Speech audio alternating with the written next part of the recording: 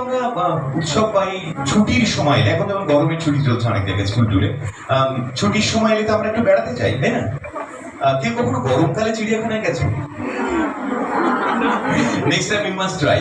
আসলে শীতকালে গেলে যেটা সুবিধা, চিড়িয়াখানায় অনেকগুলো পাখি টাকি দেখা যায়, পরিযায়ী পাখিরা আসে। কিন্তু গরমকালে গেলে সাপেদের ঘরটা একদম ভর্তি থাকে, কারণ শীতকালে ওরা ঘুমায়। তো এইরকমই একটা গরমকালে একবার একটা বাচ্চা তার বাবার সঙ্গে চিড়িয়াখানায় গেছে। তো বাবার সঙ্গে সে নানা রকম প্রাণীদের খাঁচাগুলোর সামনে ঘুরে ঘুরে বেড়াচ্ছে, তাদের দেখছে।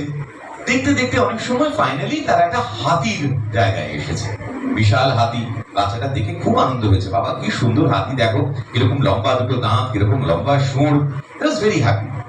তারপর বাচ্চাদের যা হয়, একটু ইনকুইজিটিভনেস বেশি। আপনারা তো বাচ্চা সবাই, তাই তো? সবার ভেতরে ইনকুইজিটিভনেস থাকে। তো বাচ্চাটা হঠাৎ রিয়েলাইজ করেছে যে অত বড় একটা হাতি, যাকে দেখেই মনে হচ্ছে তার গায়ে প্রচন্ড জোর, সেই হাতিটার পায়ে একটা দড়ি বাঁধা আছে। তো বাচ্চাটা খুব অবাকে বাবাকে বলছে, বাবা এখান থেকে পালিয়ে চলো। বাবা বলছে, কেন, তোমার ভালো লাগছে না?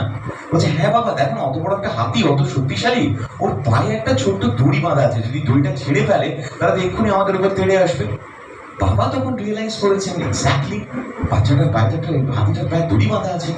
তখন বাবার একটু টেনশন হয়েছে। তো বাবা বলেছেন, না, এই কারণটা আমাদের একটু জানা দরকার। তো হাতিদের যেটা দেখভাল করে তারা তো মামুন। তো বাবা কি করেছে, সেই মামুনটার কাছে গেছে, গিয়ে জিজ্ঞেস করেছে, আচ্ছা আপনারা এটা কেন করেছেন, এত মানুষ এখানে আসেন, ইটস ভেরি রিস্কি, আপনারা এত বড় হাতিকে একটা দড়ি দিয়ে বেঁধে রেখেছেন।